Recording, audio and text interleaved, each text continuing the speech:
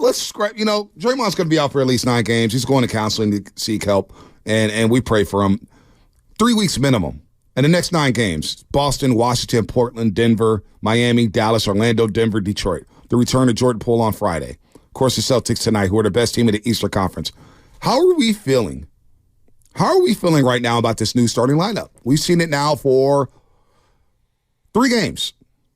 Started on Thursday when Steve Kerr made the bold decision to bench Andrew Wiggins. So now we have Jonathan Kuminga, Brandon Podziemski, Stephen Curry, Klay Thompson, and it's been Kevon Looney. Lost to the Clippers Thursday night, but I thought they played a lot better in the second half. Brooklyn, dynamic first half. Yeah. Nearly blew the 18-point lead. They fell behind 103-102 before Steph scored 12 straight points, and the Splash Brothers scored the final 22 of that game. Then they go up to Portland. Great start again. Nearly blew a 22-point lead in that one. Hung on for dear life. Podziemski takes the charge. By the way, the NBA said that Steph Curry, the ball was out of bounds on him late in the game. Portland would have had the ball down 1 with a chance to win the game. But, hey. That's all right. Hey, referees make mistakes. We know that. The Warriors need a break. The Warriors need a break. The Warriors do need a break. They were due. But so right now, how are we feeling about this new starting lineup? I'm feeling great right now. I feel like there has been a weight lifted off this franchise. And maybe it's wrong of me to say that, but not really.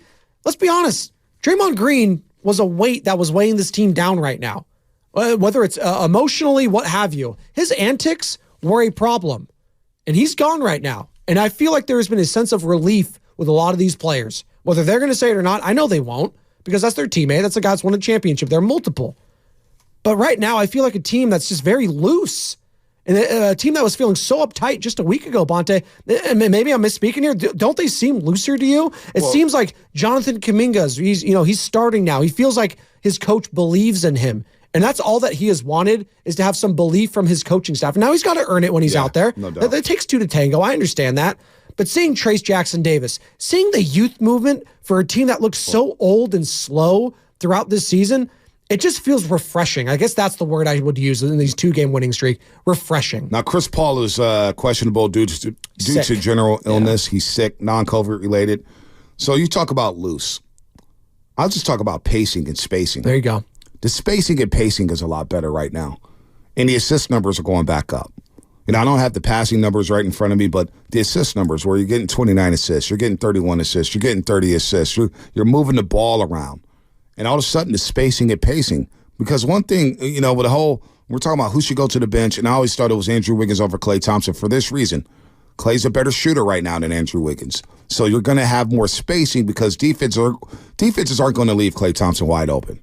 But when you have Podziemski and Kuminga in this lineup now, you have 2 guys who can break their man off the dribble. Yeah. Kuminga's putting so much pressure on the rim. The dribble drive, free throws. Yeah, the dribble drive penetration is massive. Yep. Brandon Podziemski breaking down the defense, creating wide open shots to where all of a sudden Steph's not getting suffocated in key moments. He had some wide open looks against Portland that he's going to make tonight. So now the spacing and the pacing is a lot better.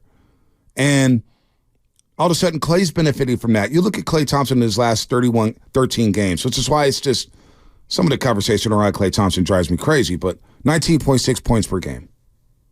He's shooting 40.5% from the three-point line, 43% from the field. He's rebounding better, 4 rebounds. The shot discernment is a lot better. He's sacrificing to get better shots. Steve Kerr mentioned that. So he's now playing a lot better. Now, he's had a couple clunkers within his 13-game stretch. There's no doubt. He had the clunker in Phoenix. He had the clunker against Portland back at the Chase Center. But overall, over the last 13 games, Klay Thompson has been a lot better. It's interesting thinking back now, because we were just a week ago talking about, is Klay going to be a Warrior at the end of the season? Are they going to trade him as an expiring contract? Time to revisit the contract thing? Still too early for that. Well, I'm telling you. It's interesting. I know you were saying, you've been on this, that teams will this team's interested. Yes. They will give Klay $25 to $30 million a year for 2 years. He will be sought after. You can't, in this league where everybody's jacking up threes at a historic rate, and you need the spacing on the floor, and you have a shooter like that, and that's why, Kyle Korver could joke about that, but man, Klay Thompson is playing a lot better basketball. Now, are they winning all these games? Of course not. And there's a lot of other variables that happen, turnovers. But now Wiggins, you won 2 in a row here. Wiggins seems to be more aggressive. And he mentioned it the other night. Look, I'm in the doghouse right now. I got to do everything to fight out of the doghouse. Well, you got to just start with one. And now you snap your 7-game losing streak on the road. And now you got 2 wins in a row over the weekend. And you can't scoff at it. Brooklyn's a very legit offensive team. I'm not scoffing at any wins when it comes to the Warriors. They just got to win them. I don't care if it's against the San Antonio Spurs, Detroit Pistons, who, by the way, have lost how many games in a row? 20-something? Is it 24 now or 25? The last time I saw this. The last time they had a win, the University of Colorado football team had a winning record. Oh, wow. And the World Series was still happening. That's incredible. How insane is that? That is incredible. And Cade Cunningham had 40s plus something. It's unbelievable. I'm not scoffing at any win, though. But for Wiggins, to your point, I need to see the consistency now. There's been too often, Bonte, where he has this game, and then he's a no-show the next one. Can't be a no-show against the Celtics. You would hope he comes up for a game like tonight. So what's crazy is the Pistons, I saw the stat going into Saturday. Oh, no. They were this is before they lost to Milwaukee. They were 4-46 in their last 50 games. The Detroit Pistons. 4-46. Now, that's a hell of a stat to know that the World Series was still going on in Colorado at a winning record the last time he won a basketball game. They haven't won a basketball game since October, the day before Halloween. 24 straight now. And they play Utah Thursday. That may be the win. You know what? I'm going to bet on the Pistons. Utah's going to be their win. Utah's going to be their win. Let's go to Anthony and Benicia. Anthony, what's happening, my man? What's going on? What's up, Anthony? Top of the morning, man. I'm out here in this truck trying to dodge these crazies because it seems like nobody knows how to drive but me. Aside from that, I'm also a girl dad, and I'm dreading the day that Rylan, I'm dreading the day that she starts dating or anything close to it. So I'm with you guys. But basketball here, I have 2 points. One, I'm okay with I actually really like the Draymond Green suspension, definitely. And the reason I say it is not because I'm a Draymond hater. It's because his spot, without him being on the floor, it opens up the floor for everybody. Mm-hmm. And it's only even a blind man can tell that Draymond Green not being on the court is actually a positive for the other players, because we can't have more than one non-shooter on the court. It doesn't matter if it's Looney or Dre. We just can't have both of them on the court. I love that TJD is getting playing time. He's doing the things that we wanted to see out of James Wiseman, running the floor, setting picks at the top of the key, getting down to the painted area for the pick and pop or the pick and roll that he was working with Steph, and just doing the little things and benefiting from that. We used to say that if Jonathan Kuminga did all the little stuff, he would still score, right? And you see TJD is doing that. He's running the floor. He's not looking to score. He's just being in the right spots.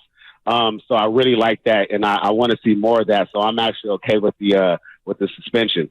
The other thing I kind of want to say is, although Steve Kerr, he's a great coach and he has all the hardware, I think that is pretty jarring that it took Draymond to get suspended indefinitely for him to actually give a person like Ty Davis Price playing time, or somebody like Pajimski playing time. I think that's kind of a dark spot. And then the last thing I want to say is Wiggins seems to play better without Draymond on the floor.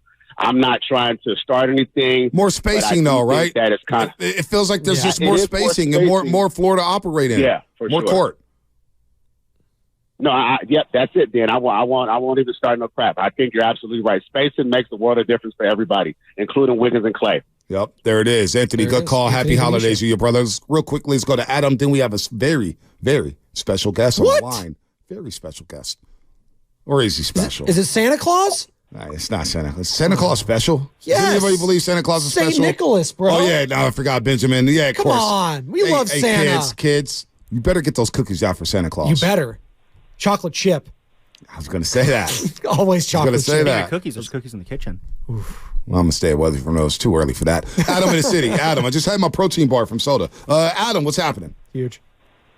Hey, guys, happy holidays. Hope you and all your families have a Merry Christmas. I have a feeling that it might be Santa Shafsky calling in, but that's just my intuition. But anyways, what I wanted to call in about the Warriors was that with the suspension, all these young guys getting more minutes, and I love Kevon Looney, but I think what we saw the other night when Trace Jackson Davis was in the game is that, like, you know, why not bring Looney off the bench as well? Like, I know TJD is younger, you know, doesn't know maybe the defensive prowesses as well, but like he provided another, you know, youthful spark the other night, and he gives a guy that Looney isn't, which is a lob threat, you know, maybe the same in being able to set the pick, but I think a lineup where if you replace and bring Looney off the bench, like he's played 270 straight games. I mean, he can be a little bit tired. Like he's played a lot of games, right. But a lineup of Curry, Thompson, Pajemski, Kuminga, and TJD. I mean,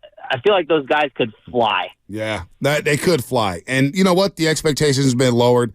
I think Steve Kerr, now's the time to tinker. With Draymond Green out, let's see this youth movement. Everybody wants to see it. Let's infuse the youth. Let's give this team a jolt. And you see Clay playing better. Steph's going to do his thing. Let's just see what it looks like over the next 9. And I'm excited about this game, particularly tonight. And now the Celtics, they're the best team in the East. Yep. They're not playing well on the road, 6-5. But this is a great test for this young unit right now. And, you know, they might not win, but, you know, It's a great learning experience. You keep talking about this, Bonte, about giving the young guys a chance. You got to take the lumps, too. They may get humbled tonight. That's a possibility. You know what? They're taking the lumps against the Clippers. Yes. They're taking the lumps against Brooklyn, not holding leads. This is all a learning experience for them. So I like where they're at right now. Chase Center tonight, Warriors and Celtics, but we got